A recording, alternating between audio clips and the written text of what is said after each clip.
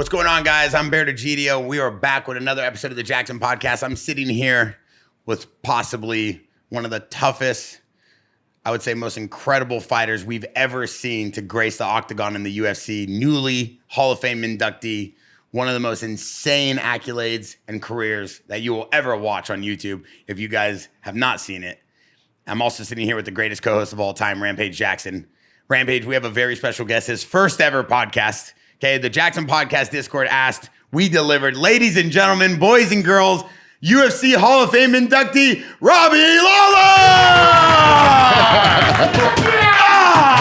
Yeah! Wake it up, Jaxxon Media House, wake it up! Why you don't do podcasts? You don't like interviews and shit? Yeah, I don't do very many of these things, so I'm just usually just chilling. One thing I've always wanted to ask you is, are you related to Jerry Lawler, the pro wrestler? Oh my! Nah, never have. I've met him a few times, but yeah, not related. But you're not related? No. Not about marriage or nothing? No, Y'all ain't no. do no DNA, nothing? Nope. Nothing? All right. No. I've never heard, you don't hear many Lawlers. You don't? Yeah, no, for sure. Definitely not. Sickest name for a guy like this. Yeah. It just sounds like a sheriff. Sound like the man in charge. Lawler. Like he is the law, you know what I mean? Yeah. It's been incredible to watch you, growing up, watching the UFC, watching MMA in general, and seeing kind of not just the heart and the diligence you put into training and the time, but basically like how you said this morning, how deep you go in fights. You don't see that too much anymore. And you definitely don't see the toughness that you've had. We see it in a couple guys, but I mean, dude, what you had is so special. So congratulations on becoming a UFC Hall of Fame inductee. Well-deserved. I think everybody can agree with me on that one. Yeah, thank you. Yeah. And we saw it this weekend. Right behind him, you had Wonder Boy and Jaxxon, and you had Khalil Roundtree and Santos Studio standing right behind the guy. Well, he was getting inducted. Yeah. Yeah, I know you really love seeing that stuff. Huh? Yeah, it was cool. It was cool. I thought it was cool. I'm like watching. Came on the All right, let's get right Come into on, this. honestly though. How much does it mean to you for such an accomplished career to be in the Hall of Fame? It's kind of weird. I'm just kind of like, I never really expected any of it. I just kind of did my thing and just went out there and fought, trained for a long time, just enjoyed fighting. I'm like, hold on a second, you're gonna let me pay me to do this? That's kind of how I started. I'm like, hold on a second, you guys do what? That's what I decided I was gonna do at a very young age, 16 years old, and to be where I am today, I never would have expected it. You always knew you wanted to be a fighter? Yeah, I did martial arts growing up, and then I moved to Iowa, then started doing wrestling. And then when I was a sophomore in high school, Pat Miletich brought like 5 fighters into our high school, and I'm like, hold on a second, what do you guys do? I'm like, shit, I've been training my whole life for this.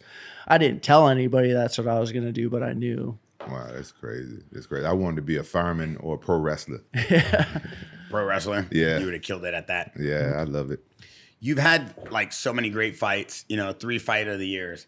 And I feel like those are like that's like an incredible accolade. There's so many fights going on. The UFC has a plethora of every week there's a Friday night fight card and a UFC Fight Pass, and then there's pay-per-views every other month. And to have like that type of respect from the UFC to be awarded like, fight of the year, and then to have 3 of them, like, does that go into at all how you train or how you ever looked at mixed martial arts? Because obviously something you were doing was right. No, not really, because I'm training to whoop somebody's ass quick and get the hell out of there. It just push came to shove. They tested me, and there was obviously another guy willing to go toe-to-toe with me and can withstand what I was bringing to the table. So I never really wanted to go the distance. I was always trying to knock somebody out quick and go home, and hopefully you never have to show that hard, and I happened to do it a couple of years in a row. Yeah, and I've been watching a lot of your fights, and I don't think nobody in the sport had a heart like you. I think, correct me if I'm wrong, I think you fought, Mevin Manoff? Bro, that was a crazy comeback, like how he was doing that inside leg kick. He's a great kickboxer, beating right? the shit out of my leg, yeah, for sure. And like I watched fights on him, and I'm like, and he was knocking everybody out, and I was like, holy shit, like all of them were knockouts. And then I watched one fight, he went the distance. I was like, okay, he's human. But he threw me off. I thought he was gonna throw hands and then finish with kicks. He was just kicking the shit out of my leg and just came in for the kill, and I was able to catch him with a big one. That was good. I think I was in the corner when you fought Tiki. Oh, yeah. I was in Tiki's corner. Yeah, a long ass time ago. I Yeah. mean, shit, he almost kicked me in the face. Yeah, Tiki was a strange one. He was a kickboxer that never had a kickboxing fight. He Yep. went straight to MMA. Yeah, it's That was a good fight too. You know, so it was my friend, but I was like, Yeah. hey, that's the way it goes. yeah, and he like did an interview and he was like talking shit. Before the fight? Yeah, I don't listen to interviews, but somebody on the plane was like, that was flying out there was like, hey, listen to this. And I was like, that's why after the fight, I'm like, what's up now? Kind of like, because those little things Yeah. kind of like dial me up a little bit. I don't really say shit until like after the fact. And then like, 100%. Damn. Yeah. So do you go into a fight with that edge? Is that what kind of gave you because you're saying like those little things, is that kind of the edge that you always look for? Did you have to like go find those before a fight? Sometimes I would find them, but sometimes they're just fabricated and I just like created them, like some sort of like disrespect that I thought was going on and like helped me in my training. I mean, to have like a fight of the night and then to have 3 of them, like I said, is there something that stood out of those 3 fight of the years that you kind of basically were like, wow, this was like the craziest fight I've ever been in? Like when you go home to yourself to think about your career?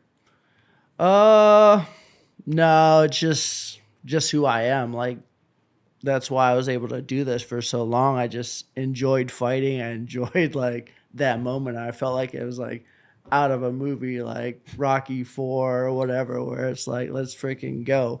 How far are you willing to go? And it was like my game 7. It was like my moment to go out there and showcase who I was and let's see who's going to take this fight. And just happened to do that a few times. Yeah, you had a long career, like almost 25 years. Yeah, like 22-ish, Oh, yeah. 23. But it was the first year was in 2000. I fought a lot of amateur fights, but the training was fucking hard. So Yeah, but still, that's still a career, you know. Yeah, for sure. It just wasn't pro, but you Need still retirement. fight. Yeah, but Benefits. You didn't have that many injuries throughout your career, though, huh? No, not really. I took care of my body pretty well. I mean, I tore my ACL, but that took me out of the game for about a little over a year. But no, I always lifted weights, took care of myself, and nonstop training and stretching and just getting after it. Now, are you enjoying like the risk? Cause you still in shape. A lot of fighters, when they retire, they blow up a little bit. You still look like you look like 5 years Yeah, ago. no, I train. I mean, lift weights anywhere from 2 to 5 times a week. For real, still now? Yeah, Wow. I enjoy working out. That's why I was able to do it for so long, and then run here and there. Probably hit the bag every other day, shadow box every day, and just in case I need to show some technique and somebody needs to go over something, then I'm like in shape to do it instead of just. Well, you're not sparring around and No, I don't spar anymore unless a guy needs me, but I'm hoping nobody really needs me. Needs a southpaw, or I'll play around a little bit, but no sparring. How's Pat Miletich doing? I haven't seen him in a while. I haven't talked to him for a while. I know he moved out of the Quad Cities. I think he's in like North Dakota, living out in the middle of nowhere. But yeah, it's. Yeah, I haven't talked to him in a while either. Yeah, I love me Pat. neither. Yeah, So that's great guy. That's who got your start? Yeah, he brought fighters into my high school, and I was like, hold on crazy. a second. And then I think I started training there when I was a junior, doing their kickboxing classes, and then full time in 2000. What was your like early first reaction when you started getting into the UFC? Were you like, I'm going to do this for a career, or like, hey, I'm going to just make some quick money? Like, did you have other things on your plate? No, that was all I was gonna do. I was gonna go out and fight, but obviously there wasn't very much money back then. I think I made $2,500 for my first fight, and then Wow. and then maybe $1,000 in a sponsor, and I was balling. I was balling. That was it. Yeah. That's crazy. I mean, the early stages of the UFC, obviously with sponsors and the shorts and the different dynamic, the way it was set up. Like, did you have a manager that was with you kind of negotiating and trying to work out more things for you? Yeah, but there wasn't very much negotiations because there wasn't very many sponsors at that time. It was like Tap Out, Full Contact Fighter, and that was pretty much it. What, Full Tip Poker? Yeah, and then those started coming in a yeah. little later, but that was when I first started fighting. There was nothing like that. And then you got into the banners after that and getting some decent sponsors. Was there a big, like, something that really pushed you though when you first started training to want to do this? Because a lot of people talk about how they love the art of fighting. They weren't making a lot of money. So like obviously there has to be something that really motivated you, or was it this you always loved fighting? I loved fighting, and I'm competitive, and I always got in fights growing up. So like, all right, fighting's easy to me. It's still easy. I could just like, let's freaking go. And that's pretty much why I train, just in case somebody tries to run up on me, I can take care of myself. But I just enjoy the sport, the technical side. Being able to whoop somebody's ass is always nice. Yeah, but you a wrestler, but you didn't do a whole lot of wrestling in the cage, huh? No, my wrestling I used to defend takedowns and land big blows and try to hurt people. So I mean, I would try to slam people every once in a while, but wrestling's a lot of work. Yeah, it is. It's I would say now that I'm like learning the game more and like technically, it's a lot less work, but obviously my technique wasn't as good as it needed to be, because now I'm like going over stuff. I'm like, man, I wish I freaking knew this. This is freaking easy. Yeah. So, yeah, I mean, like I was young. A lot of people look at your fighting style, and like what Rampage, me and him were talking about this morning, like you just had something to you that's different than most people. And like this morning we were getting coffee. It's like, it could be heart, but then you also said something else to me that stuck with me. You're like, yeah, I don't have any issues really with anyone. If I saw him, then we can just get it on. Like you have that like real authentic, like you're a fighter. You're not just a UFC athlete. You're not just a mixed martial artist. Like you're a fighter. You're a guy who enjoys fighting, like just the love of fighting. Is that how you looked at it? And I'm not putting on a show either. That's why I was able to do it for so long and say who I was, because I just come out and try to whoop somebody's ass, and then I go home and I'm always ready to fight. Like I don't think a lot of people knew me because I don't really like put myself out there. Hey man, how's it going? I'm just kind of like fuck all these motherfuckers. I'm just going to worry about myself. I don't know them, they don't know me. But once you get close, you realize, oh, okay, he's normal. He's not gonna freaking bite me. But, but it was just part of like what I was doing. I'm like, I don't know these guys, they don't know me, and I'm just going back to the gym and training. See, back in the day, I feel like in his era and my era, we was more like real fighters. And no disrespect to anybody, because I respect all my comrades, but a lot of the new fighters, I said this before, they grew up as fans of the UFC. Yeah. You wasn't really watching it that much. No, I wouldn't watch it very much, especially once I got into it. I'd watch all the Pride shows, because to me, that was like real fighting. That was freaking brutal. It was a freaking show. I would have watched a lot of boxing, but it was just, I lived it every day. So I was just kind of like doing my thing. And a lot of times if you dive in too deep all the time, you might get burnt out. So I just go in there, train, watch other sports, play video games, and sounds like Rampage. Yeah. It's kind of like you've always said that, like you got to separate yourself a little bit from the sport of fighting, or else you just get burnt out. Yeah, because when you go home, you know, you don't want to bring your work home with you. You know, I love fighting. That's why I got involved into it. And, you know, I grew up fighting on the streets and stuff like that. And it's like, oh, this is something that's positive. You can go and you know, see if you better than that guy in front of you or not. And it's all legal. You're not going to get in trouble. Yep. I feel like it's safer, though. UFC is safer than fighting on the street. Oh, for sure. Might get freaking picked up and slammed on the freaking concrete. Yeah. Somebody can have a weapon. Yeah, friends can jump in. I like how you say, like, not to bring your work home with you. Does it affect you, like, when you date these women fighters and then you take them home? Is that what you meant? Like, What do you mean? What do you mean? I've never once dated a woman fighter. I want to. I don't. Are you married? I am married. Oh, you're married. Yeah. I want to date. You date that girl that trains women. Well, I've never dated. I never dated a woman fighter. I want to. I want to do some butt naked jiu-jitsu. Maybe I shouldn't talk about that on the pod then. I don't know who you're talking about. All right, my bad. Well, who are you talking about? The girl that was in here the other day. A fighter? Yeah, isn't she a fighter? What girl? Or you just fly him in or something? You just wanted to grapple or something? Get some grappling in? Bro. No, hey, I ain't gonna lie. My fantasy is to get a girl fighter and do some BNBJJ, butt naked Brazilian jiu-jitsu. Come on. You ain't never thought about doing that before? Nah. Bear probably has, but not with a woman though. Come on, don't play with me like that. one thing I look at, though, because I wanted to kind of talk about those fight of the years, because those are huge accolades. Most people never get the chance of winning those. Out of those three, is there one that you were like, damn, this was my favorite? Which ones are they? The Rory, the Condit, what was the other one? Yeah, I think it was a double one. Man, your fight with Rory. You had two of those with him, didn't you? I had 2 fights, but only one fight of the whatever. One fight. Yeah, that was a war, that right? was Yeah, a because war. you have the Condit one was 2016, Rory was 2015, and then Hendricks was 2014. And that was the one that I lost, right? It might have been. Respective year. I think it was. That one was the most important, by the way. The one that I lost to him. With Hendricks? To Hendricks, yeah. As far as catapulting me to who I was. Because I felt really good in that fight, and I feel like, but I lost. So I didn't do enough. And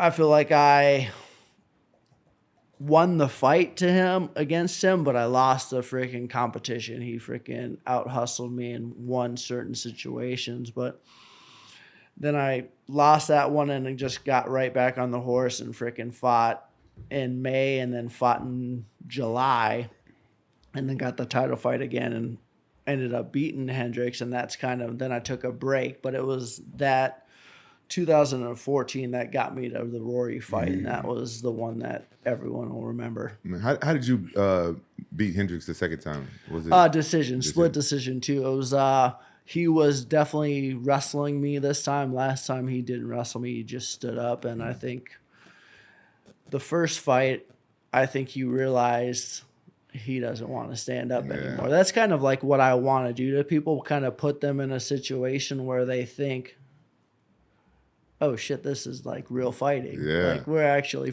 I remember in that fight and in the Trig fight, you see me out there and I'm laughing. And the reason I'm laughing, because they're doing something different than I am. They're freaking scoring points. So to me, I'm laughing. I'm like, you're scoring points. I'm trying to beat the shit out of you. Yeah. So like me, it's my mindset. So yeah, just. I think all your opponents are probably worried because no matter, even if they're winning, you can always come back. You can always knock them out at any given time. Yep. I think they was probably worried about that. I think so. And like, that's what I think is very important in mixed martial arts is being able to finish a guy. Because you don't want to be that guy who's in shape, who can go the distance. You want to be that guy who can stop somebody at any point in time, which is jiu-jitsu or freaking a slam or freaking boxing kicks. You don't want to be the freaking fight for 15 minutes. Yeah, the point guy. Did you ever get your black belt? No. Yeah. No, just in fighting. Yeah, you never tested for it. No. Bear, you got your black belt yet? No, I have a blue belt but I went to go get tested, and they made me test against Armin in the Dagestanian, Georgian, The Dagestani niggas? Armenian squadron that he rolls around with, and I got submitted and popped my elbow up When was this? last week, remember? For 5K, And Mighty Mouse. and you tested? Yeah, Mighty Mouse made me put up 5K against Armin's crew. I thought I could do it. Yeah. I'm like, well, you guys don't do jiu-jitsu, you just do wrestling. Wow, they're so strong. Bro, Yeah, I don't know why he thinks he can do it. He suck. I've seen him. What do you mean? You suck, That's the bro. whole point. I'm training. I'm trying to get better. But you why gotta you going train against the best guys? But why you going against the Dagestani niggas when you suck? Because they're supposed to be the best. I want to test myself. No, you got to work your way up, man. You can't just. I don't want that. It's like right now, your first fight, you go against Robbie Lawler. I would get killed. Okay, but, then. but So I'm you down. know- But I'm down to spar. But I like getting hit and then learning in real time. Hey, for real though, I've seen him spar and stuff. I think he's one of those dominatrix. What's that? He just let people hit him. He It's like it. Dagestanian. No, you're a dominatrix. No, it's I've seen it. Dagestan. What are you I've seen it. talking about? I've seen it in the ring. Just getting beat up. It's just like No, getting I beat just up. I like training. Ever since I started doing the podcast, I love it more and more. Yep. We built this window so we could watch people spar as we're doing the podcast. I mean, obviously you have a connection to fighting and you have a connection to wanting to go deep. Does that have to do with like when you're getting hit that allows you to respond? Because most people that go through the battles you go through, they're giving up not based off the fact that they don't want to be there, but maybe cardio or maybe their mindset is not allowing them to get pushed past that line. Maybe their bodies are giving up on them. Maybe they don't have any options. I feel like if I'm breathing and I'm freaking conscious, then I have an opportunity to win the fight. Just kind of like what you said. At any point in time, I can turn the table with like one big strike and make it happen. So there's always a chance with me. I wanted to ask you about coaching and stuff. So you got your Kill Cliff? Yeah, Kill Cliff FC. Yeah, and you're training fighters. Yeah. And will you be more involved in cornering them and doing all that stuff? Yeah, it's obviously a lot of people helped me growing up and helped me in MMA, so it's about giving back. But I'm learning from these fighters too. There's got a lot of guys with different techniques, different backgrounds, different expertise. So I'm evolving as a coach, evolving as a mentor to these guys. So it just gives my mind something to do, something to wrap my head around and focus on. But yeah, it's a lot of travel, but it's fulfilling. No, yeah. Are you holding pads for them and stuff? And all I don't hold pads that much, but I'll watch other guys hold pads and then work on footwork. I mean, I will hold pads, but that's not I can. I could never learn how to do that shit. Yeah. Something wrong with me. I couldn't do it. When I first started training at Milicic, it was freaking pads Monday, Wednesdays, Fridays, just going over. So that's what I have our guys doing now, like holding pads. So hopefully a point in time where they're like, hey, grab a training partner, head to the fight, and work out with each other, hold pads for each other, and then we don't have to go. They can kind of like do it for themselves. Yeah, you see how much MMA has evolved since you started. Is there anything you want to see different in MMA and things you want to change? Yeah, I mean, obviously it's all about getting these fighters more money and more opportunities, which I think they're doing, especially with like the Instagrams, the Facebooks, generating money but I think it's just educating the fighters on how to save their money and take care of themselves, not just financially, but their health. So it's just educating the fighters and hopefully build the sport. Bro, that's important because when I first started making money, bro, it's like you just don't know what to do with your money and stuff, right? And you listen to the wrong people and you can get ripped off. I remember I had this one manager took me to get a financial advisor, my first financial advisors, and I started like a college fund for my kids. And I asked them like, hey, so this college fund is safe, right? It's not like where I'm investing money in the market, and is it just like one of those like CD type things where I was like, oh yeah, it's safe and everything, and those guys robbed me for all that. I had like $400,000 or $500,000 in it for my kids, and they robbed all that shit. So it is good to have somebody like that looking out for fighters and teaching them. 100%. I mean, you've gone through quite a bit of organizations as well, dealing with different people. You know, former UFC welterweight champion, former middleweight elite XC champion, fought in Pride, Strikeforce, IFL. Like, you've seen the dynamic of MMA organizations dealing with kind of like the business side as well. Did you kind of see something that helped you with the future organization or past experience that you're like, damn, dude, I wish I never did this or never did that? Yeah, I wouldn't say I wish I never did it, because if you didn't do it, then how would you not? So I'm happy with who I am today, but it's just allowed me to grow, and I needed all those things. I mean, I saw different organizations, saw how they were run. I'm always paying attention to stuff that people think I'm not paying attention to, how they're running their everything. Obviously, Pride was a little different. That was in frickin' the UF, so I didn't get to see very much of that other than the show they put on. But that's why a lot of these companies don't last very long, because I don't think they understand what it takes, and they're not doing everything right. I mean, obviously it took the UFC a long time to start making money. It's just not an easy game, and you need a little bit of money and some smart people around you to run a promotion. Man, the UFC, man, I'm telling you, they're killing it right now with the the Fight Pass.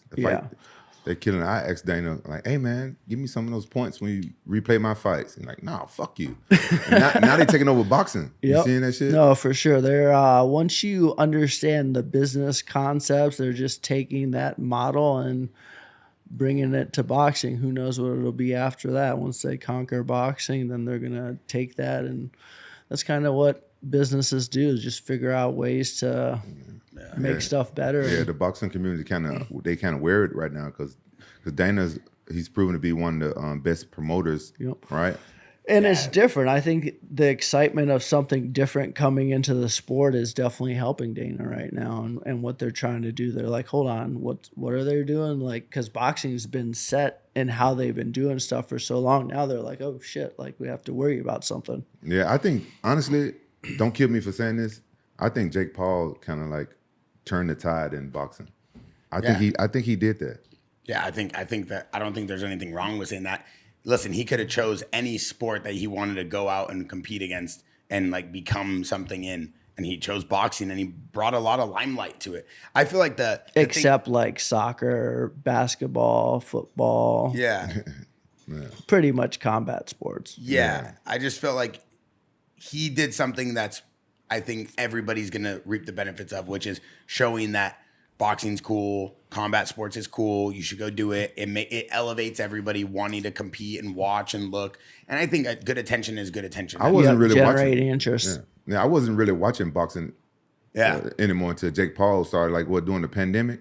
Roughly around I think there. Francis Ngannou also helped with that. Yeah, Francis did, but I'm he saying piggybacked and jumped in there. And One thing I remember watching was when you left the UFC and then you made your return, and it was UFC 157 against Koscheck, and there was like this stoppage issue, but you were smashing him with elbows, and you were beating, and he tried to protest the fight, right? Contest it after.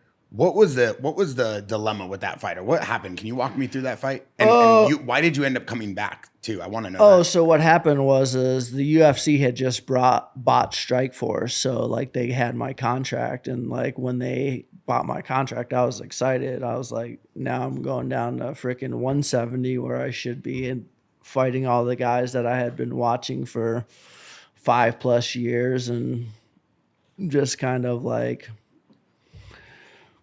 They had my contract and I was happy. I don't think the fighters didn't realize who I had become over that time. And I was focused too. I was on the big show. Before, when I was in the UFC, I wasn't part of the show. And when I mean wasn't part of the show, it was fight, go home. Like I wasn't promoting myself. I didn't want to do interviews. But when I came back, I was more engaged with what I needed to do as a professional, and then it just showed with my fight skills too. But with Koscheck, he took me down, but I was in shape, so I just kept getting back up, and then I think I hit him with like a knee to the chest, and then front headlocked him, hit him, went behind, and then just started hammering him, and the ref freaking stopped it. But if you go back and watch the freaking highlights, the guy's head was like bouncing. So it wasn't like and I was bringing those from freaking the top rope, those shots, but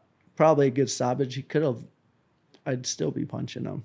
Yeah. Do you feel like a lot of those fights, because we see that even in today's time where these guys feel like the refs are like prematurely stopping a fight, do you feel like a lot of times it's like the fighter's always going to say that, but the ref has the best interest of the fighter, or is he just saying that because he was salty? Or it all depends. Sometimes, I mean, you'll see bad stoppages. If they're big fights, you should probably let it go on a little bit longer. So it's all a feel by the ref and the dynamic of a fight. And everyone doesn't know what's going on, and then you watch the highlights and his head's freaking bouncing. But I think it all depends. You had like a real bad stoppage one time, and you was upset at first, but then you calmed yourself down and you apologize to the ref. Yeah. It's just like it wasn't going well for me, and I was stuck there, but I wasn't getting choked. So like, and I gave the thumbs up and he freaking stopped it, and I was like, what the heck is this? Yeah. It sucks though. Yeah. Did the ref actually ask you for the thumbs up? Yeah, and he grabbed my hand and I gave the thumbs up, and then I put my hand back down, and then he freaking stopped it. So I was like, whatever. He just thought I was out. I wasn't, because wow. That sucks, bro. Yeah.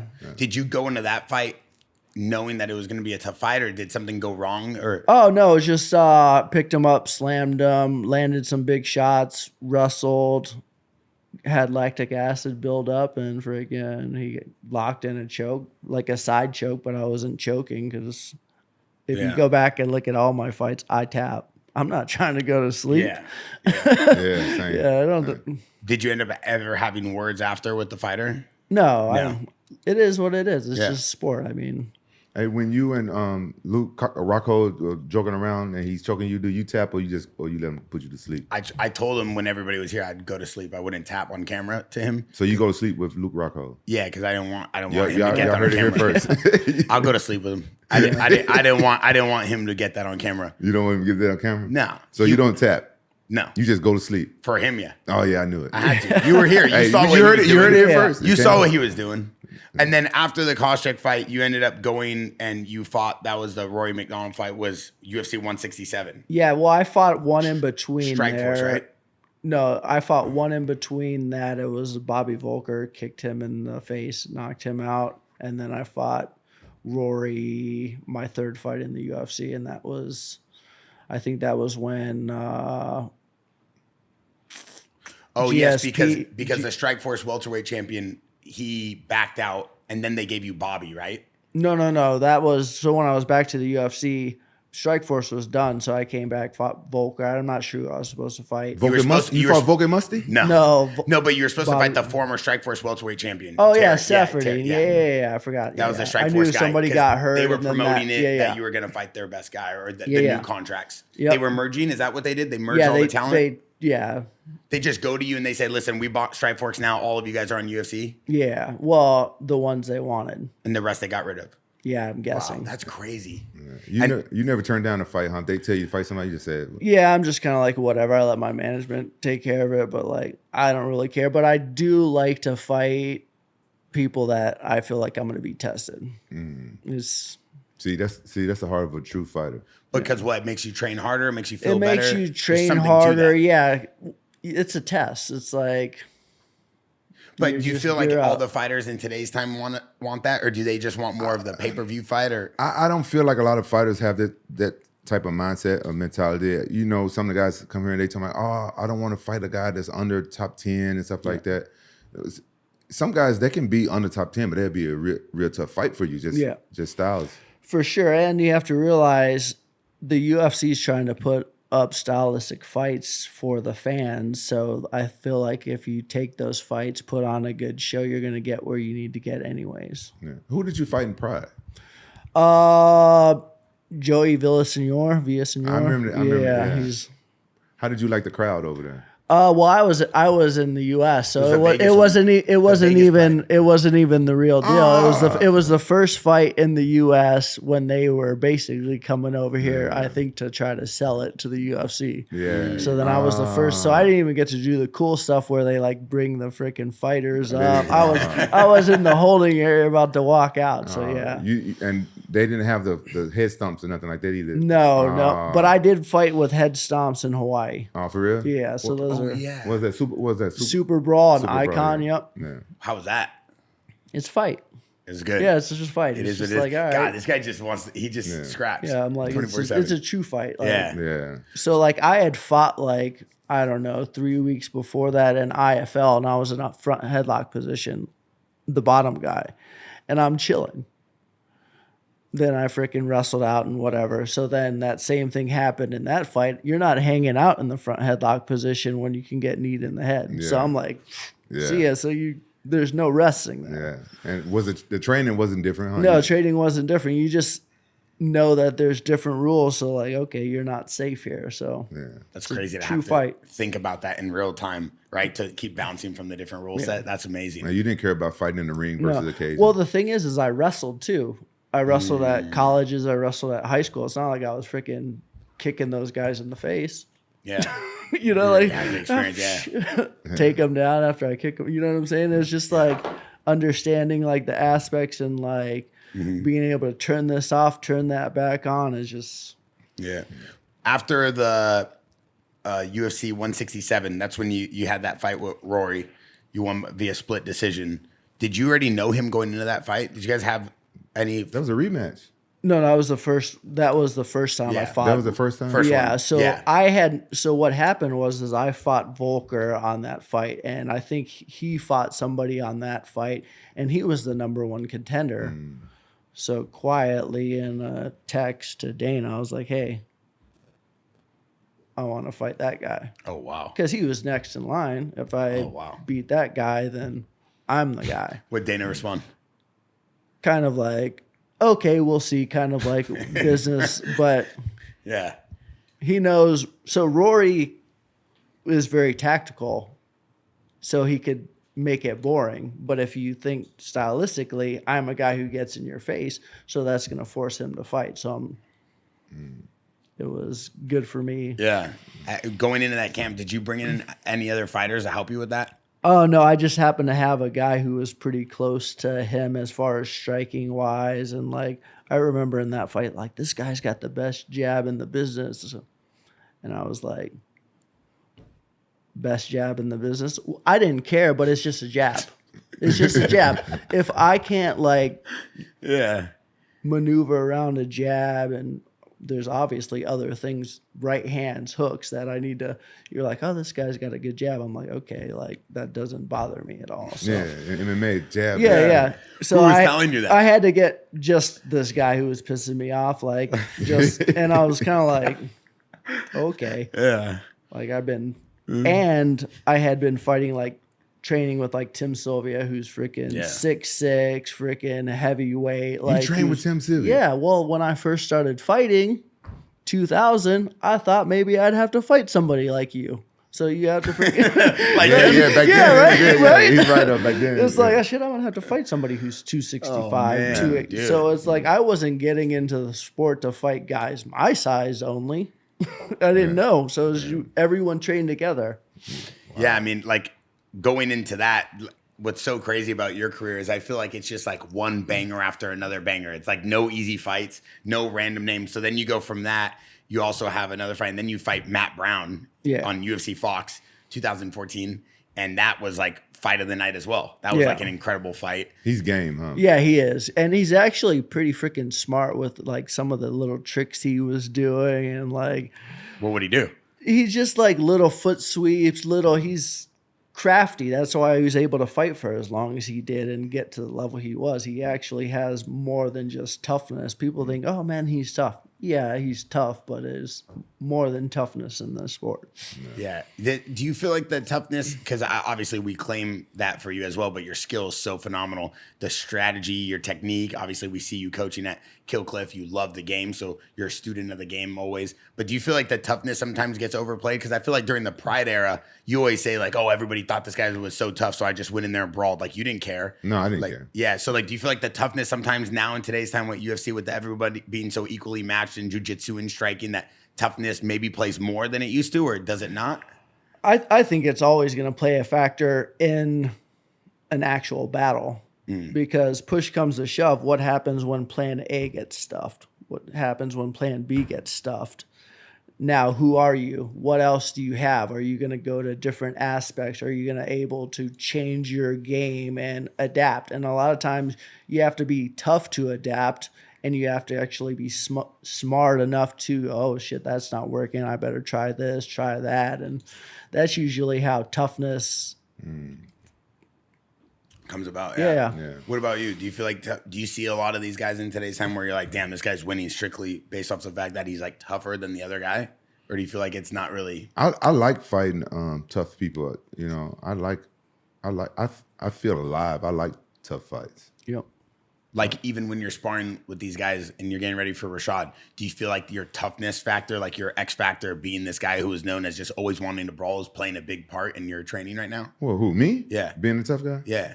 It helped me out a lot in my career because, you know, I never like to give up and stuff like that. And But even with sparring, like yesterday with that guy, do you feel that guy was good. He was good. And I was watching you and you were getting frustrated, but you were like, Yeah. I was like, damn, you want to do another round? You did like 6 rounds. I was like, how many rounds are you going to do? Do you feel like that was your toughness overcompensating for cardio or skill or strategy? Oh yeah. Because even if it's sparring, I don't want to get my ass kicked. And a lot of times shit's not going right. Figure it the fuck out. Yeah. Right? I mean, in a fight, stuff's not working. Yeah. Oh, shit's not working. Let me freaking call a timeout. There's no timeout. You got to freaking figure it out. And it's... Yeah, this guy we're talking about, sparring, this guy, he's like a veteran boxer. I don't think he ever made it big, but you can't see his jab. And like in MMA, like you were saying, jab is nothing, but in boxing, oh, for sure. It's different. And these guys are crafty. They freaking have a lot of freaking miles. They freaking understand the game. And like MMA is getting there, but it's obviously not as evolved as boxing is, but yeah, I think guys in MMA are getting there where they're craftier. They have little tricks that'll. Who are you seeing right now that has some good skill to them that you're seeing that the edge is playing a big piece?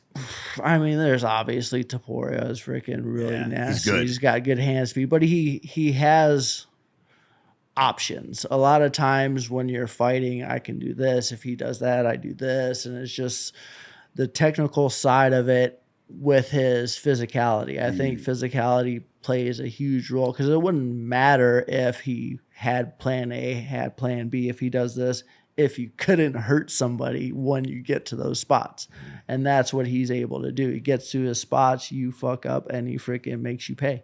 How does a guy like Armin, one of our guys right here, he's training, or Ilya, how do they fight a guy like Islam from a coaching standpoint? I mean, talk about the craftiness and those other options. Yeah, I mean, obviously those Dagestanians have really good technique, but they're also strong in those positions. So you have to make sure that you can stop them or nullify them in the spots they're good at so that you can force them to fight where they're not comfortable. But if you think you're just not going to have to stop this guy right here, okay, I can't give you this, I can't give you that, that's pretty much where the battle is. People always look at it as this whole huge fight, but a lot of times it's this little piece that if you stop it right there and don't let this guy build, then you have a chance. Have you ever had to fight one of them standing niggas? No, never have. Trained with a few of them, but I've trained with guys similar to them where they basically what they do is they fight for that inch. And then because I was the young kid, I'm fighting for that over there. And then I'd give up that inch, and I would never get there. So like, but I've trained with guys who like fought for that inch. And the next thing you know, I'm freaking crucifix on the ground getting freaking elbowed in practice, but not getting elbowed, but that's what could have happened. Yeah. So then I realized, oh shit, you have to freaking stop them here. And once you stop them there, then you take that little inch. You have to be willing to be very technical and stop everything at. Have you ever? Don't even start. I know nothing else. Don't even start. Do you know? I was Yeah. We know. We get it. Take the inch. I saw it coming from a mile away. Right now. I'm gonna stop you right now. Get there. I ain't gonna give you this inch. I'm stopping you. Okay? And this is how we're. I was trying to keep it straight face. Yeah. Hold on, like, I looked right at you. Like, so you started talking about fight for them. I was like, how am I going to flip this on there? I looked in your eyes and I knew it was coming my way. No, I'm going to eat this right now. Yep. God damn it. Otherwise, you'd be getting more than bro.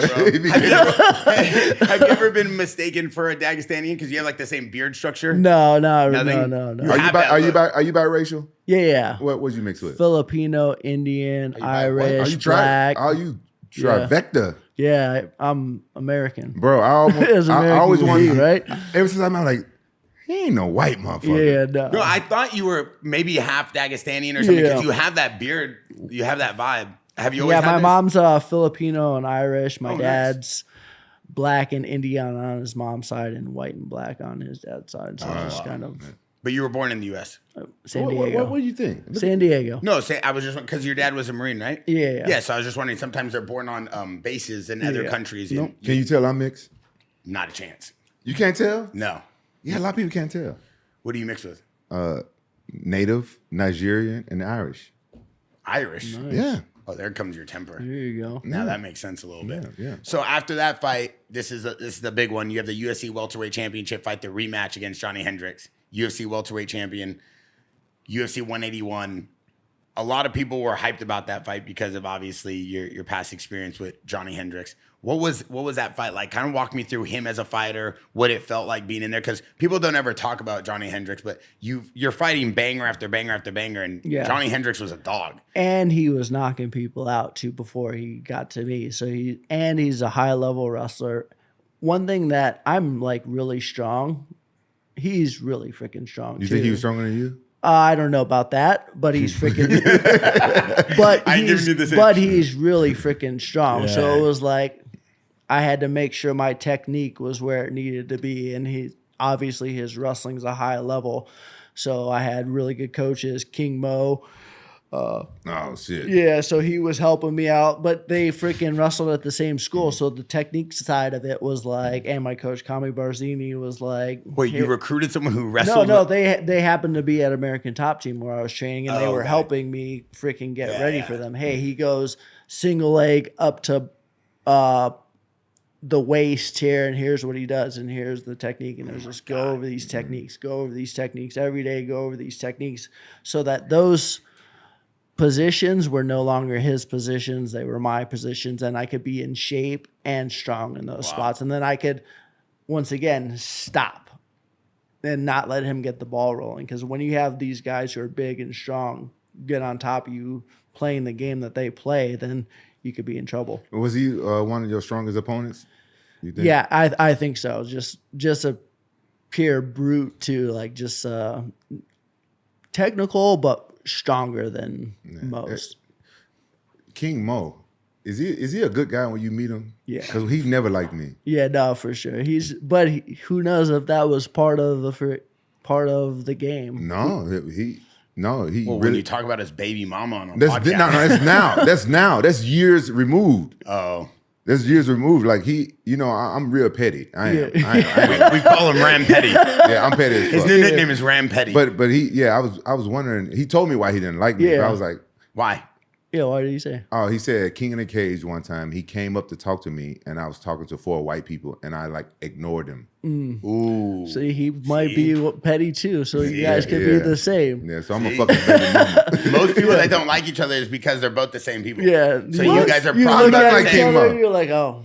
I agree with Robbie on this one. No, I'm nothing like King Mo. Yeah, you're very petty. I'm petty, but I'm not like him. He's a good wrestler though. Huh? No, yeah, really good wrestler, and he's a nerd when it comes to technique, when it comes to boxing, when it comes to freaking wrestling, USA wrestling, or freaking high level wrestling, and WWE wrestling. He's a freaking fan of whatever he's into. He went over there to with TNA. Yeah, so he's very knowledgeable about sport. You think he would ever do the podcast? Because he can't. Love to have him on here. He can't stand my guts. I can't wait for your new song to drop, and then we'll have him on the podcast. Oh yeah. I made 2 songs, right? Can we play it for him? I let him hear if you want to hear it. Can I play it right now? No. Why? No. We doing a podcast. But in the second diss song, I dissed like a bunch of different fighters. It's just a meme. Yeah, for sure. Get out there. It's not the personal. Yeah. But King Mo is kind of personal, and Ian McGarry. Those are the only 2 guys. And I talked about fucking his baby mama, which I haven't. Yeah. It's just. Yeah, I don't think he's going to come on. I feel like you're doing too much with all that. Huh? You're doing too much with all that. I am doing. I'm actually kind of questioning should I release the song. Because I think most people know my personality. I just joke around. Yeah. But I think some people are going to get really offended. Do you mind if I just play in the beginning? No. Can I just play in the beginning? Since we're on here, we have time. Why? We flew him in for this. We have time. We could play him this. I feel like don't try to big shot a legend. We flew him in for this. You better have flew him. You better flew him in on a fucking private jet. No, I'm saying like we have time. Did he fly you in on a private jet and get you a helicopter from? Yes. What else do you want to know? Yes, we did. Yes. Yeah.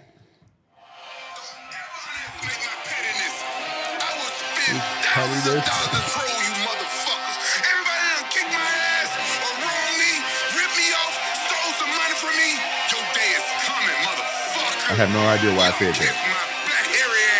And I never shaved that motherfucker. I'm petty. I woke up in so violence. I'm slightly pissed. Got a list of motherfuckers that go get these fists. Fuck a puncher bag. I use the face of Anthony Smith. That's all I'm playing. Nice. It's not incredible. bad, though. Can we Not leave bad. that in the pod? Yeah. All I'm saying is he made a 3-minute diss song, but King Mo's got a whole chorus. Yep. But I mean, Rampage, I feel like you also do it from a place of like comedy and fun, and you kind of get away with it because you fought and everybody has respect for you. Anybody else who does something like that, it's on site. Yeah. I just want if the song I was gonna release it before my fight, but I'm just gonna wait till afterwards to shoot the music video. But I just want nice. I wasn't lying. I spent thousands of dollars to fucking troll people. Good. Nice. I'm not making no money off that shit. The video will cost me $20 grand. It did cost us a lot of money. Was King Mo part of a lot of your training camps? Oh, for sure. Johnny Hendrick, Rory McDonald, he just helped me freak a lot of them. Yeah, like you had the same coaching staff the whole time too.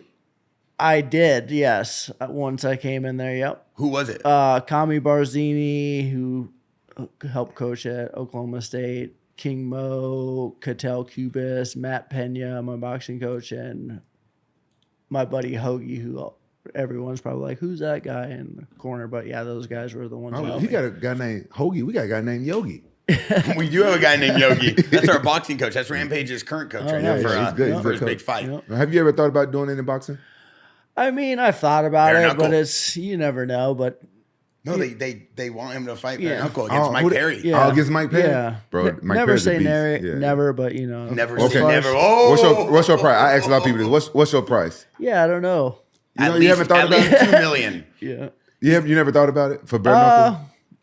There's opportunities there, but I don't know If Eddie Alvarez got $2 million to fight Jeremy Stevens, who's by the way back in the UFC this morning, as of this morning, Is he? He's back Is in the he UFC. really? Yep. Yeah, I like as Jeremy of this Stevens. morning. I do too. Yeah, he's from Iowa. Is he from funny. Iowa? Yeah, he's from he's- Des Moines. Yeah. He's He's one a of our fighter guys. too. Yeah, he's a fighter, He bro. came in here. He's a dog. He Yeah, had he so is. much fun with us. He loves fighting. He just Oh, wants for to. sure. He just wants to make it and do good for his family. Yep. He's putting on the show, spending money on media. The kid deserves a chance at making money. I'm so happy the UFC gave him a shot back. Awesome. He's fighting in like 2-3 weeks. But yeah, so I don't know what he got paid for the fight. He was going on the podcast, but I think Eddie Alvarez got $2 million or something Damn. to fight that bare knuckle. Yeah. So I think you're for sure $2 million plus for sure. I don't think I could do bare knuckle because I just don't like. I want Your gloves. hands? Yeah, You I want want gloves? gloves. Can you fight bare knuckle? Do you want to fight bare A knuckle? fight's a fight to me. God, I love it.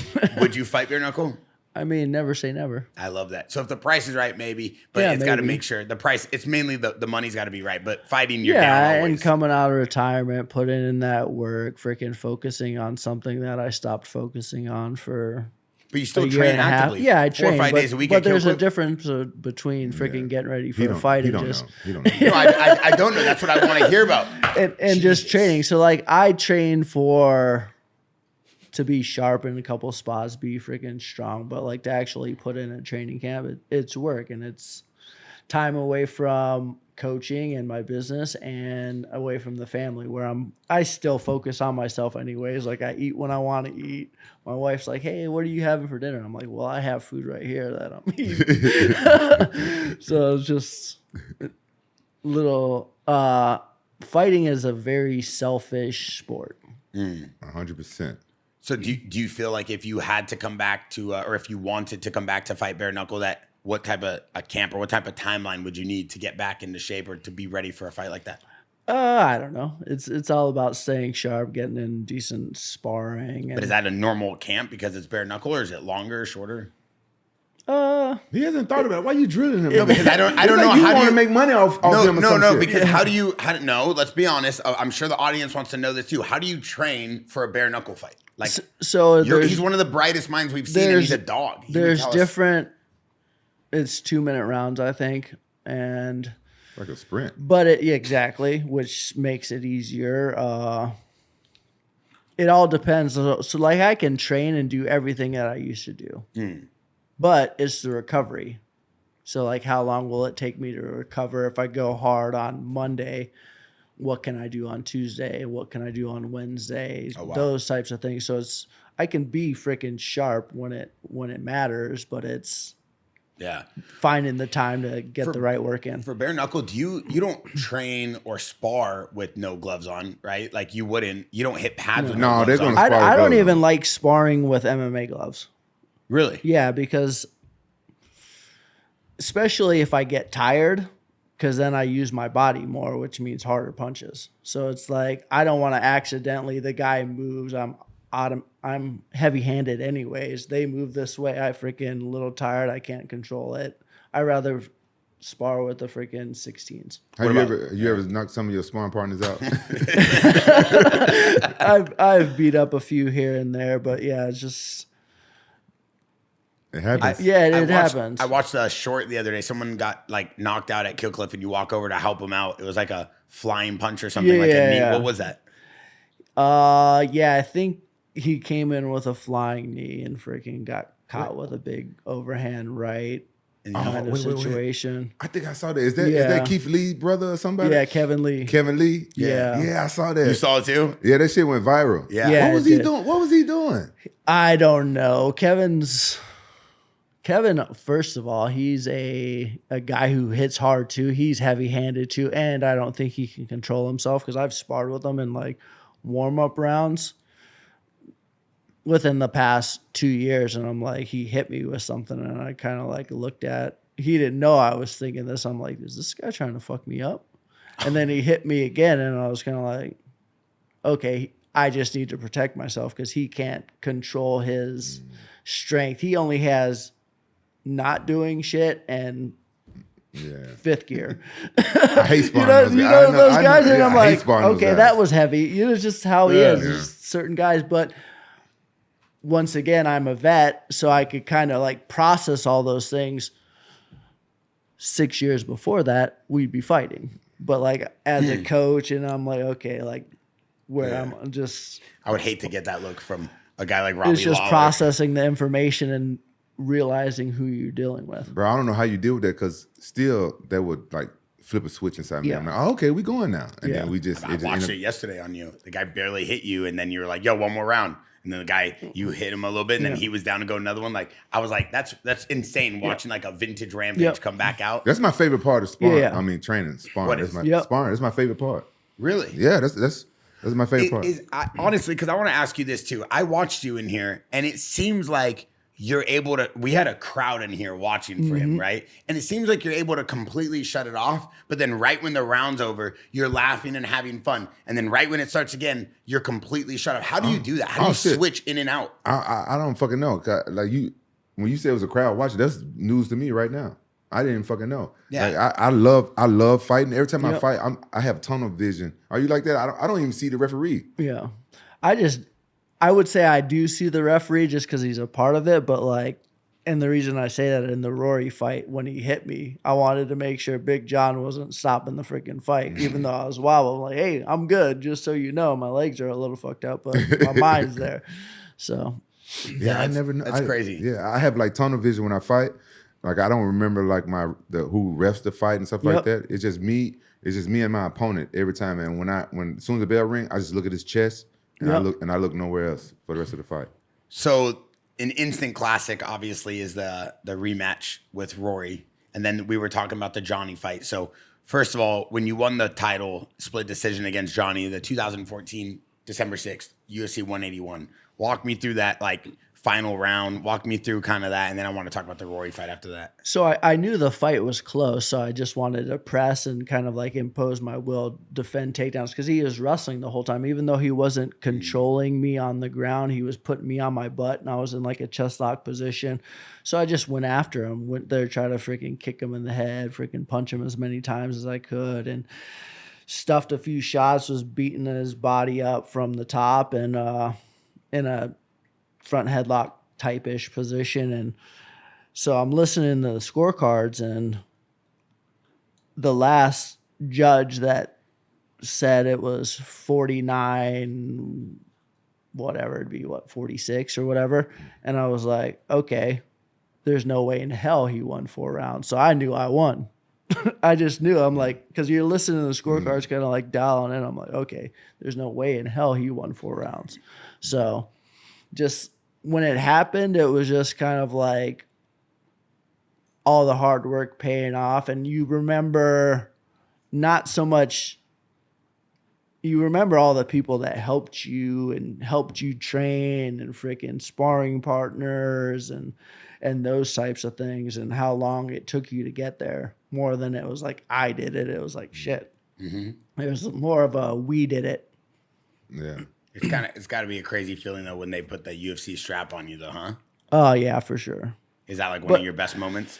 I don't know, because I'm like, once again, as soon as it happens, you're on to the next. Damn. It's just because your mind's. I wouldn't even like. People would be like, "Oh, hey, congratulations, that was awesome," and I'd be like, "Oh, thank you," but I wouldn't let that get any deeper than, "Oh, thank you." So that was when they did that freaking Hall of Fame thing, and I was like getting teary-eyed because I never allowed myself to absorb people's energy when they're thanking me for everything I've done. I've just been like, because I'm on to the next thing. I didn't feel like praise was something I would allow myself to have unless it was my own praise. Praise is from me is what kept me going. So like, let's say I was at Iowa freaking wrestling. I might be getting the shit kicked out of me. Freaking being tired, freaking 30 minutes into practice. And then all of a sudden, a month later, I'll look up and I'm like, oh shit, it's an hour and a half in and I'm not tired. I'm praising myself. And that's really what I'm all about, praising myself. And I'm also my worst critic too. So it's just, I'm hard on myself. It just always have been. Yeah, you know what? I think it'll make a difference in things that start changing because you kind of look at it the same way I look at it. I don't even care to be in the Hall of Fame. My manager asked me the other day, I'm like, I don't care about the Hall of Fame.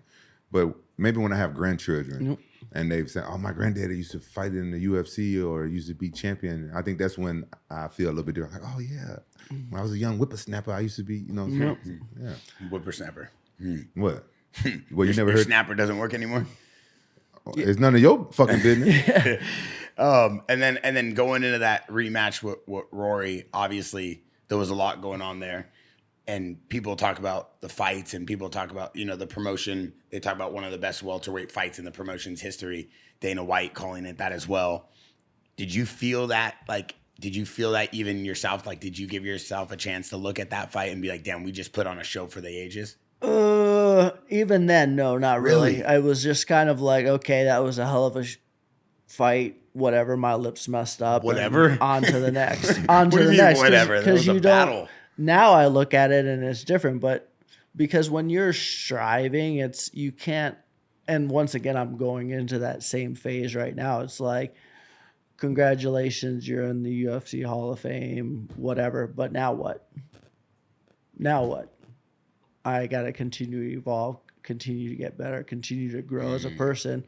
That's just how my brain works. So, hell of an accomplishment, but those are past things. Those are just how it is. It's just, to me, definitely an accomplishment, but it's moving on. I know why you got this disconnect, because back when we started MMA, it wasn't popular. Yeah. And so you didn't do it to be famous. A lot of fighters now, they're very famous. That's a good point. They're super famous. Like at the level they're at now, we was like already surpassed that level. Yeah. But we wasn't as famous and social media and stuff like that. So I think the older fighters, we have like a different mindset. Like we did it for other reasons than to be famous. Maybe they do it for maybe they love martial arts and stuff as well, but it's still that fact of they want to be recognized and get their recognition and be famous these days. Yeah, for sure. Like when I was the first stint in the UFC, I was like, I'm not trying to be famous. First of all, they're not paying me enough to be famous.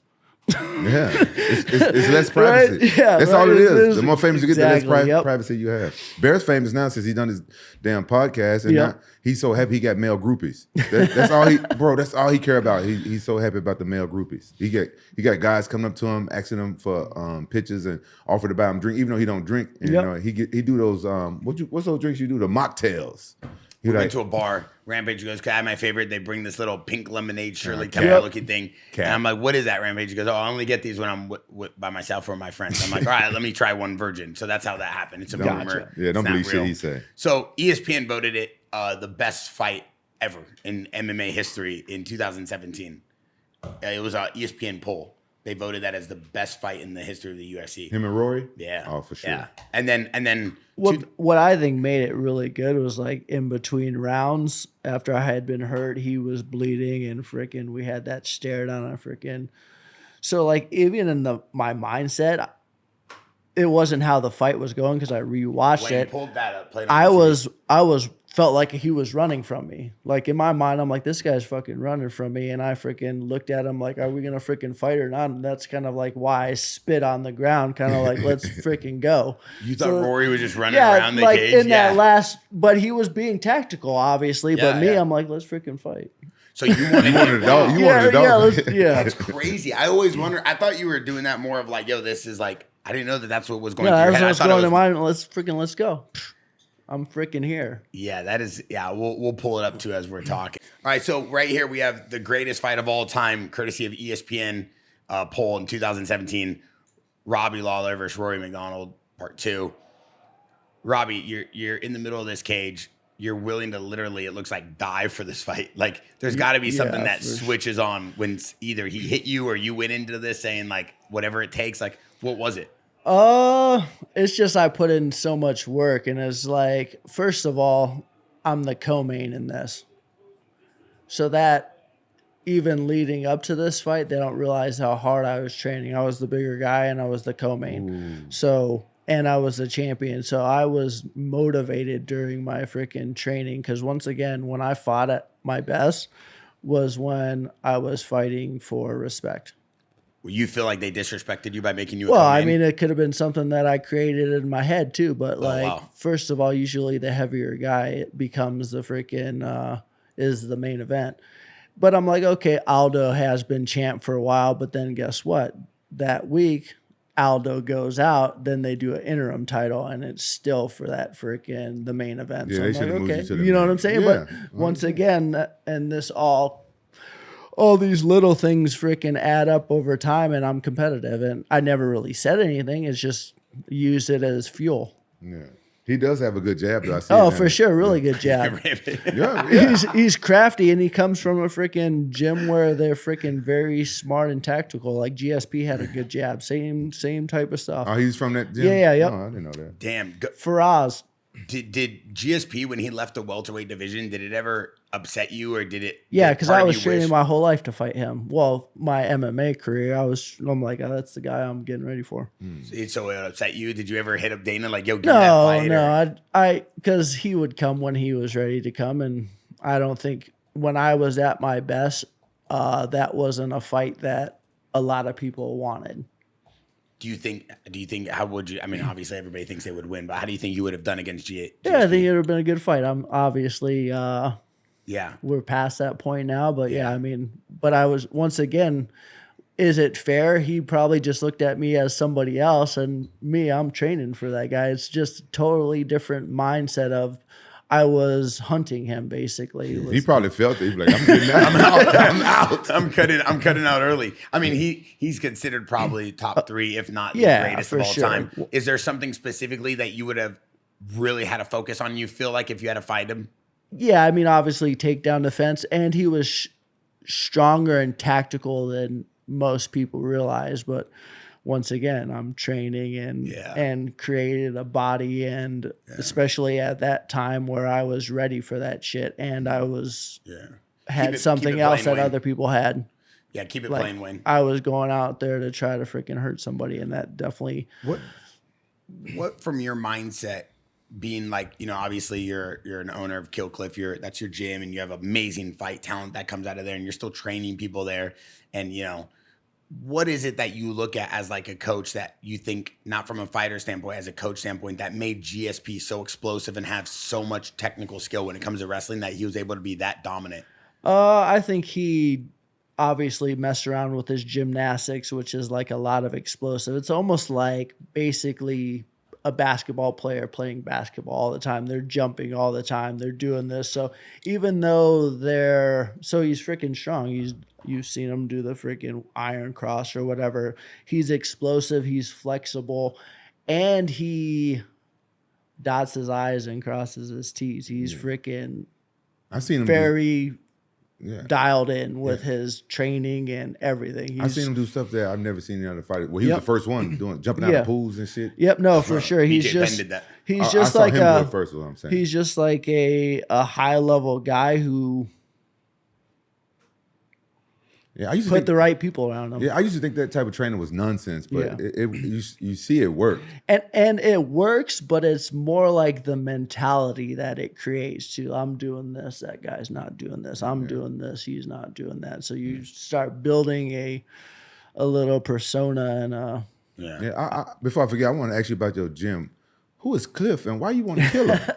It's basically it's an energy drink sponsor, which is like Kill Cliff. It was started by a Navy SEAL, and it was named after a guy named Cliff. Oh, okay. Like, kind of a guy that's like, I'm gonna kill Cliff. Yeah. Kind of. So it's just an energy drink, and it's I was gonna say, you sell the naming rights though, right? Yes, Is that how that works? Before For it Rampage? was Sanford MMA, which was a hospital in the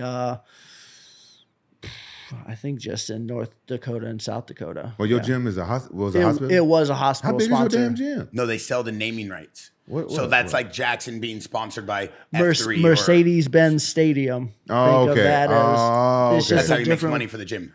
Now you smart business. I it's have actually Robbie's smart gym. people around me. It's Robbie's gym, but they sold the sponsorship to Kill Cliff FC, Kill Cliff Fight Club, and then that's who kind of helps facilitate the we bills. partner with these guys and they build us, we build them, and that's kind of how we've created. Oh, so your gym could have a different name, and next time you get another sponsor. Yep. Yeah. I see King Mo in your corner. Yeah. What was he telling you? I see him yelling at you during this fight. He said, "Don't listen to Rampage." 100%. No, he's like he'll just tell me like simple stuff because you can't coach too much. Like move your feet, don't sit. He's setting this up type of But stuff. you're listening to him? Yeah, you always listen, but I'm dialed in, and if you're dialed in, you can hear the right things at the right time. Wait, is there something that he's ever told you or a corner's ever told you that actually helps you, like during the fight? Yeah, for sure. But there's been times where like a guy would be like, Kami, he'd be like, knee, and I freaking knee this guy to the freaking chest or something. Just Really? like the right time, but you just hear it, and you have these voices. Sometimes it's too loud to hear shit though, but I've seen this video. I don't know who it is. It's a coach. Obviously, he's very well respected, and I'm just saying the name because that's who it is. But I think it was Ray Longo, and he's telling someone like turn over, and then right when the guy turns over, he gets like choked out, like rear naked choke, and then the guy's like, ugh, and you see his face. It happens though. Yeah, it's for got to be sure. tough, right, for a corner. And you never know exactly what that means necessarily. Hey, do this, and then they do that. You're like, well, I said this, not that, and here's what I wanted. So that's one thing, like the terminology the fighters need to know. They need to, it's just. Yeah, my problem was whenever I fought somebody that spoke English, I feel like they can hear, because I can hear when my opponent's corner telling them stuff like, oh, he's going to probably do that. So I always think the same thing.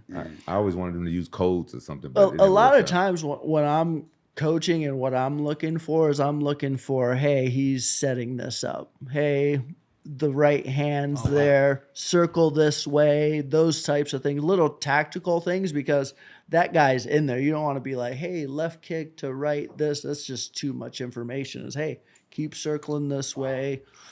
But you're hoping your corner is picking that up for you while you're watching other things? Is that what you're... Yeah, for sure. Got it. Was there ever talks of you having a rematch with Ben Askren in the UFC? No, I think that was... Because I feel like the fans always wanted that, right? He just wanted to move on, which is fine. It makes sense. It's just... Yeah. Did it bother you? No, because, I mean, I've been doing it for so long, and it's just sometimes shit falls in your favor, and sometimes it doesn't. But did it bother you? He didn't want the rematch? Or No. No. Did you ask for one?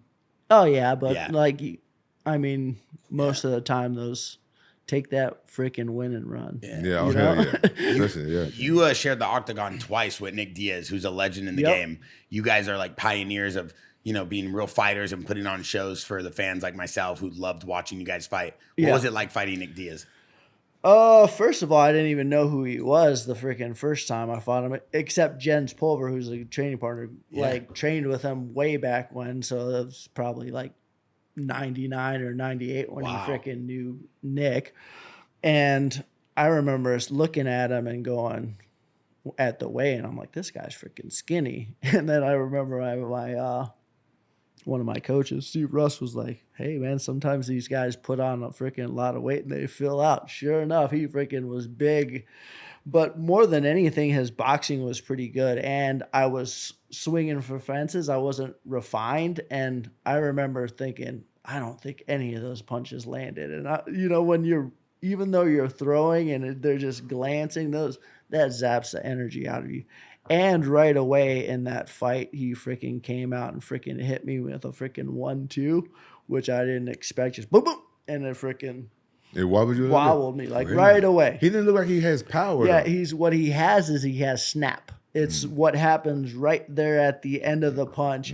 And if you think about it, he's freaking mean. So there's intent behind it. When I hit the bag, what a lot of people don't realize, there's intent why I'm doing stuff. When I'm doing the weights, why am I doing the weights? Intent. I want to be freaking strong so I can freaking hammer somebody. He's a freaking mean guy, but he had snap. I was just talking to Nick Lenz. He goes, when you fought him the second time, he goes, he didn't really look like very much. And then he goes, he hit you with 2 shots. And he was like, holy shit, that was loud. Like they were freaking like He's a great boxer. Great boxer. and he's savvy. So it's just.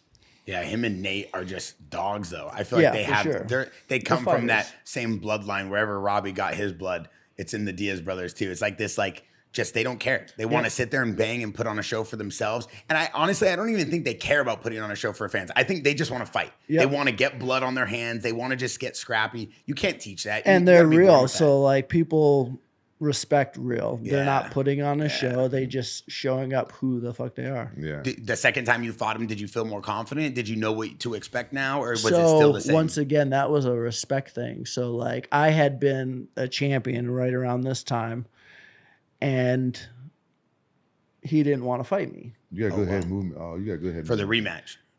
He didn't want to fight me, and he was a big name at the time. So then, fast forward to when I get that fight, I wasn't fighting very well at that time, and I feel like he chose me to fight. So I'm like, oh, you think I'm freaking? Think I'm slipping? Wow. So then my training was different. Wow. and did you feel like that was all you needed? Like that was a fight? Yeah, it was a respect thing. I was fighting for freaking respect. Oh, you think I'm freaking washed up? And then I freaking trained so hard, like ridiculously hard, and like the kind of training I was not going to get tired. Is there something that you have to train differently for when you fight a Diaz brother, like guy like Nick, who you know has insane cardio or like this crazy like will to just keep going? No, you just need to make sure you're in shape. I feel like if I'm fighting on all cylinders, nobody can beat me. That's just how I was. So it was like I just knew I had to get in shape, and that's what I did. And him picking to fight me at the time he thought he was going to fight me, I was like, oh, okay. Yeah. Let's get it. I saw you cornering Michael Chandler, UFC 309 versus Oliveira. How did you get into that? I have no idea. He just he respects me, so he wanted me to be there. But Chandler fights how Chandler fights. I mean, I might show him a little things here and there, but like he's on autopilot. He just goes in there trying to kill or be killed, basically. Yeah. So it's like there's not too much you can say. In that, I was just like, hey, stay the fuck off the fence. Yeah. Fight this guy in the middle. You're getting taken down. But I think something was wrong with his knee. But yeah, it's just. But you train with him, right? Yeah. I coach. I'll walk around, pay attention. But when you have 50 plus fighters in there, it's like, hey, did you see me spar? I'd be like, no. 50 plus fighters at one time. How did they get all of Robbie's attention? Now we're doing 2 groups because now they can. Oh, okay. They don't get all my attention because there's just too many guys. They're like, hey, did you see me spar? I'm like, no, but next time I'll watch. So, how big is this gym? You know the square foot? Mat space, there's probably 7,500 square feet of mat with a cage. So it's just, and there's just fighters packed in there. Wow. But now we're doing 2 groups for sparring. So it's better, more eyes on. So they sparring out in the open on the mat? Yep, or in the cage. Okay, I hate sparring like that with a bunch of people around. They do that at Tanya McKee's gym. Yep. And I'm always worried about somebody stepping on my ankle or something. Yep, for sure. That happens too. And so like another thing that you get is you get guys who use all that space to run into other guys and get resets. But if you're a killer, then you're just like, okay, I'll give you that first one. But if you do that again, I'm going to fight you into the group. Yeah. Because you can't just keep using those other guys to take breaks. But it's... Yeah. I hate sparring those. Yeah, because you never know if you're gonna get undercut and freaking. Yeah. Do you watch a lot of your old fights? I would watch. I've been watching a lot of my highlights lately and like training stuff, but not usually. I'd watch like one time to kind of be like, okay, and then just move on to the next. If I lose the fight, I don't think I ever watch them. If I lose it, I'm like, I don't. Yeah, just kick me in the head.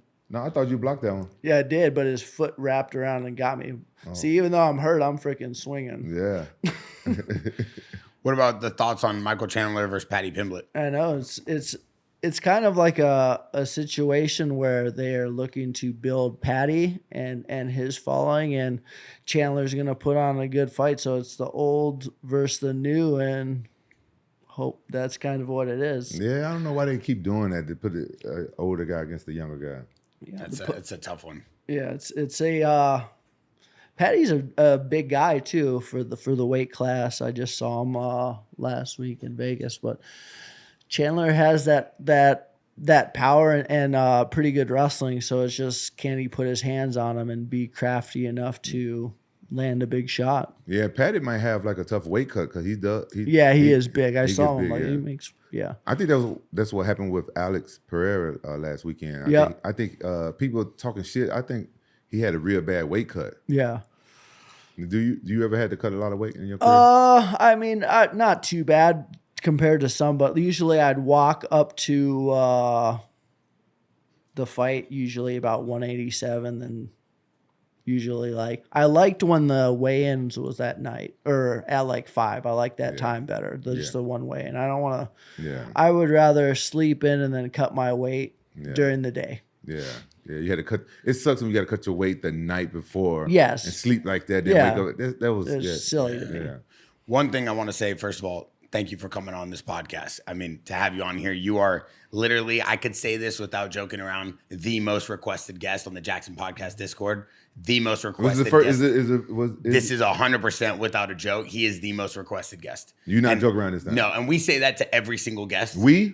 You say it to every guest, and Rampage likes to make jokes about this. Like he had, Bob Sapp on the podcast, and he was saying this is the most requested podcast guest. And I said, Rampage, first of all, that's not Bob Sapp. Second of all, he's not the most requested guest. So Mighty Mouse pointed that out to us, that Rampage seems to want to say this every single podcast, and it irritates fighters and the fans. But you, for sure, my friend, are a legend in the game, and we are honored to have you on here. And it's been a pleasure watching you just go to battle for years.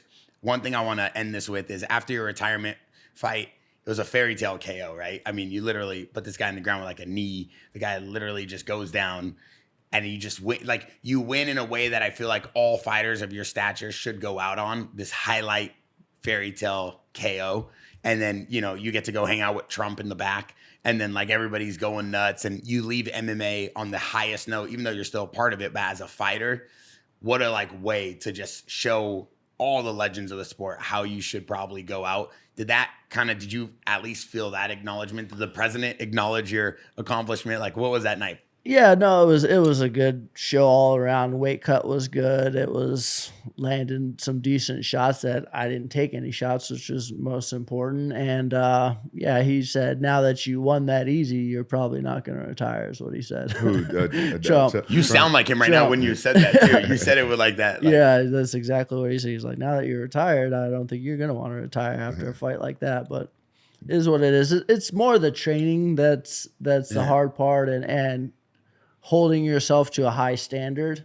So once you can't fight at the level you want to and train at the level you want to, it's definitely rough. Can I fight at a high level? Yeah, but it's a lot of freaking work. It's a lot of planning. It's a lot of being selfish. Did you go into the fight knowing that was your last fight? I had been training and fight before. I think I might have freaking hurt my calves. It's just like, I would say the training was fine. I can train and get there. Is like that drive. Whereas like, do I really want to put it on this guy in practice? Do I want to, or am I just kind of like, is that the dog is there, but I want to bring it out? Yeah, it's the training camp. This would be my first training camp in 5 years. Yep. It's the training camp. So here's Robbie's fairy tale victory. Who's that? Did you beat up? Nico Price. I just caught him on the temple and in the jaw and freaking. It was in the first round? Yeah, quick, 38 seconds. Yeah, but it was just, I have heavy hands and boom, boom, boom. Oh, the uppercut. It was just freaking 4 hard shots. Like, insane. I think I saw that fight, but insane. Yeah. Hey, did Donald Trump give you his phone number? No. Wait, is it true? Is it true he was trying to hire you guys to train his Secret Service? I think maybe they're doing some stuff with the FBI. He's trying to hire Robbie Lawler to train his Secret Service on how to be a dog. Man, hey, tell Donald Trump hit me up. I want to train some secret. I want to do something. What are you going to train them on? Bro, I'm gonna tell you something. I'm a better fighter outside of the cage. I thought you were going to train them on something else, like eating or this or that. No, training the on fuck fighting up. would work. Shut Training, the fuck up, training, man. training on fighting would man, work. don't disrespect me like that in front of fucking legends. Not. I said you're the first one who should go train his people. No, man, you just no. Tell Trump I want to train his. I come train Donald Trump. I'm gonna make this a public service announcement. Rampage Jaxxon will give you his time for free to come to the White House and teach your Secret Service how to be a dog, and how to train. If there's one person who knows how to do ground and pound, the slam, the hands, the cover and roll, it's this guy right here. Yeah. Are you interested in training his Secret Service? Never closing any doors that could be opportunities. It's just one of those things where I'm open to different avenues. That'd be big bragging rights when you get older and stuff.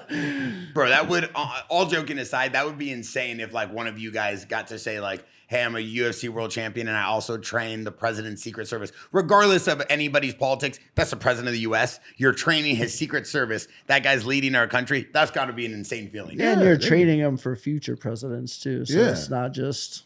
Yeah. Who would be an insane UFC team if we had to send, like, not we, because I'm not a UFC fighter, but if the UFC had to send 5 fighters to represent the UFC, past, present, future, who would be like the Avengers they would send to teach the president?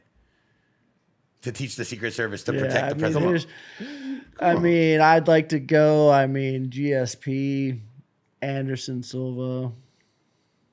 John Jones. Yeah, Robbie Lawler. No, don't forget about John Jones. Oh, John Jones. But he's a freak. Yeah. You know what I'm saying? I think he can teach no, you for some sure. stuff. He's super technical too. Don't get me wrong. He's super technical. He understands. What heavyweight would you send? Randy Couture? Fedor. Oh, Fedor. But he's Russian. You think that would still work? Nah, they probably won't take it. No. Probably Randy. Oh, no, Randy. Stipe. Because he kind of started making it dirty with the dirty boxing, with the freaking trips, the clinches. Yeah, No, I'm gonna tell you heavyweight. I'm gonna tell you Frank Mir. Oh, yeah, he's on he's the next. nasty. Yeah, he's on the next level with the jiu-jitsu and stuff. He snaps stuff too. He's the nasty Frank Mir would be freaking. not. Who'd you, if you had the delegation, president calls you, hey, send us 5 UFC fighters to help train our Secret Service and protect the president. Who are you sending? Yeah. Okay. Yeah. I steal some of his GSP, V1, and Anderson Silva. Yeah, like I said, Frank Mir. And John Jones, right? Did I say John Jones? Mm-hmm. And who else? Like I do Mighty Mouse. Oh, Mighty Mouse. Oh, for sure. Yeah. Mighty. I do TJ Mighty Mouse. Oh yeah, TJ. TJ Mighty Mouse. I would do a guy like Cerrone, like an American that just like a guy like Robbie Lawler. Like, these are like just American tough Cerrone? guys. Yeah, cowboy. Cowboy? Yeah, he's like wears the cowboy hat. He look good in the presidential office. He a great fighter, but I don't see him as coaching people. I don't know why. It's something weird. Like me, I don't see myself as a coach. I couldn't have a coach. I'd for sure send Uncle Chael. No one would do a better job than Chael Sonnen, right? Uncle Chael would get on their nerves. Really? Just talking to them, and I think he would get on. I think he'd get fired. I think Masvidal would do a lot of. He'd give them some grit, maybe. Masvidal seemed like he'd teach them how to pickpocket people. I don't think they need that skill. Okay, for sure, we gotta send Max Holloway because they gotta know how to move around and strike. Was you surprised when he got knocked out? Yeah, I was. But once again, Topuria, the way he freaking moves and like and that weight cut was he spent a lot of time. He's a freaking big guy to be making 145 for that long. That's crazy. Yeah, that weight cut, man. Yeah. It gets you. It gets you. Bro, that's a lot of weight to have to always just sit on you, and especially as you get older. Like, how you never had a weight cut before in your life? What do you mean? I dropped 30 pounds. Look at you. But no, you lost weight. That's not a weight cut. See, you don't even fucking know what a weight cut is. Explain to me the difference. So cutting weight is. The most weight I ever cut was 27 pounds in 3 hours. Boss Ruin can claim to that. Well, I don't know if it was 3 hours, but it was one day. Lot. It was 3 hours. Boss Ruin said in one day he watched Rampage cut almost 25 pounds in Pride. And Rampage was going hot tub jacuzzi ice bath. Yeah. Sauna, and he did it for one day. Boss Ruin came 3 in. hours. Yeah. So that's different. Like you can get knocked out because you your lose brain that needs that oxygen or that fluid. Yeah. Someone just told us that on the podcast. My brain. Someone was just here. They said that? My memory's bad, but that's what happens. Yes. You lose that fluid in your brain. Yeah, so that's different from losing weight and cutting weight. It's two different things. Really? Do you think that's the hardest part? Keith Jardine was telling us that. Yeah. Not for me because I never really cut too much weight. But for some of those guys are cutting so much weight. It's like, why don't you just fight up a weight class? Honestly, before we go, I got to ask you guys a question because this guy is one of the most knowledgeable people we will ever get to hear from. Don't you think they should allow TRT? Like Vitor Belfort on TRT was an animal, dude. I mean, look at what he Uncle did. Shell, your favorite fighter, Uncle Shell, and yeah, don't talk about Uncle Shell like that. Uncle Shell Shell, he fucked it up. He fucked it up. I think what they should do is allow IVs after the weight cuts. IVs, so that guys can have hydration in their brain, just kind of like what you were talking about. Would the IV get that liquid back in your brain? It would do it faster too, but a lot of it would do is because a lot of times that IV is giving you minerals and freaking sugars, and it goes right into your bloodstream. It doesn't have to get digested and processed in a 24-hour period. Yeah, I feel like if you're over a certain age and your test levels are low, and if a doctor's prescribed, I think you should be allowed to take tests and have it at a certain level. Be a level playing field. Yeah. But don't we think like Vitor on TRT was like the prime craziest era? Like, oh, for sure. Yeah, we should bring it back. I feel like. Hey, whoever. Or no, Robbie, you tell me. My test is already high. I need something else to help me with recovery. Just naturally, huh? Oh, it's high because I lift weights all the time and freaking do heavy weights, so mine's pretty high. That naturally does it? It must be something you eat. You eat a lot of broccoli? No, I eat a lot of meat though. So no, if you eat a lot of steak, you get good iron. Yeah, you constantly have good and blood pressure. lift lots of like heavy weights. Freaking do legs. It's just leg is a natural, organic way to grow your TRT. Yeah, or your testosterone. Not TRT. I would do it, but my knees are shot. Yeah. Is there anything I can do besides I can do some. Yeah, you could figure out ways to work around it. I want to boost my levels naturally because I never liked taking stuff. I take supplements and stuff now, but I took TRT after I lost to John Jones. I got doctor prescribed. It's back when it was okay in the UFC, and then his favorite fighter fucked it up for all of us. Why do you keep saying Chael Sonnen messed it up for everybody? Because him and another fighter I've never talked shit about because he's one of my good friends. They just abused it. Do you really feel is that the truth, Robbie? I have no idea. Yeah, I don't know about that. I think there was like a gray area where they just kind of wanted to put a stop to it, so there wasn't any, as I'm guessing. So like, man, it must be a good thing to have natural high levels of test. One thing before I let you go, Alex Pereira. I thought he was going to win this. I thought he was going to bring home the title again. We already talked about that. I know, but I was going to ask you a question. You talked about going into the fight. You said that if this guy brings a fight to him, you kept telling Mighty Mouse that if he brings a fight to him, he's going to be fine. Do you felt like he brought the fight to him? I felt like what was that guy's? I don't know how to pronounce his name. Uncle Goliath. Yeah. He surprised me the way he fought Alex. I think the only reason why they gave Uncle Goliath the decision is because he backed Alex down so much. But if you've seen Alex fight, you can tell that I feel like that was a bad weight cut for him. Because he just didn't put out a lot of punches. Yeah, the output. Usually he gets stronger as the fight goes and starts landing some good shots. But it could have been, it might have been that. What about the clinching and kind of the constant pressure against the fight? That's what really won it in the fourth and the fifth where he started to make him worry about the takedowns. Mm-hmm. Yeah. He was I think that going to the fight, Alex was probably training to be more of a wrestling match. And then the guy just stood there with him and backed him up. You don't see a lot of people back Alex up like that. And that makes you tired, right? Yeah, for sure. I like going forward. Right. Now, what do we think? Does John Jones have to fight Tom Aspinall, or does does Pereira move up and fight John Jones? Does Tom Aspinall what do we do now? I think they're gonna try to run that fight back in the fall, and then who knows and then John will fight Tom Aspinall.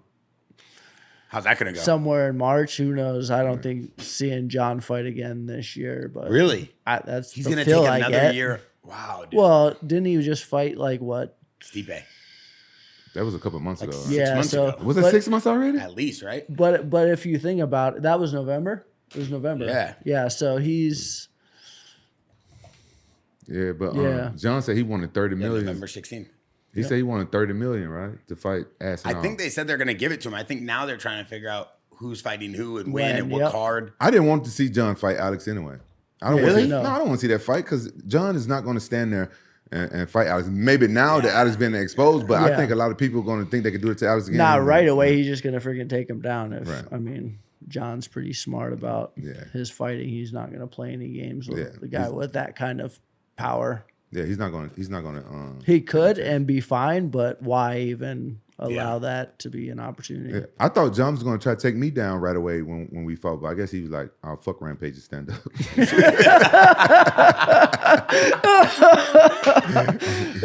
that being said, dude, we gotta end it with that. Yo, Robbie, thank you again for coming on here. Thanks, congratulations, man. UFC Hall of Fame inductee, an incredible career, and we're so blessed and honored to have you on here. Rampage, thank you. Congrats on all the training you got going on. Congrats on training? Yeah, because it's good to see you actually show up. This Rashad fight's going to be incredible. And you look lean, you look good. And yesterday you put on a clinic, so it was amazing to watch you. Felt like watching prime vintage Rampage. It's crazy. My sparring partner looks like Evander Holyfield. Really? Yeah. He does exactly like Evander Holyfield. He even was like nibbling on Rampage's ear. Rampage was like, yo, all right, I'm kidding.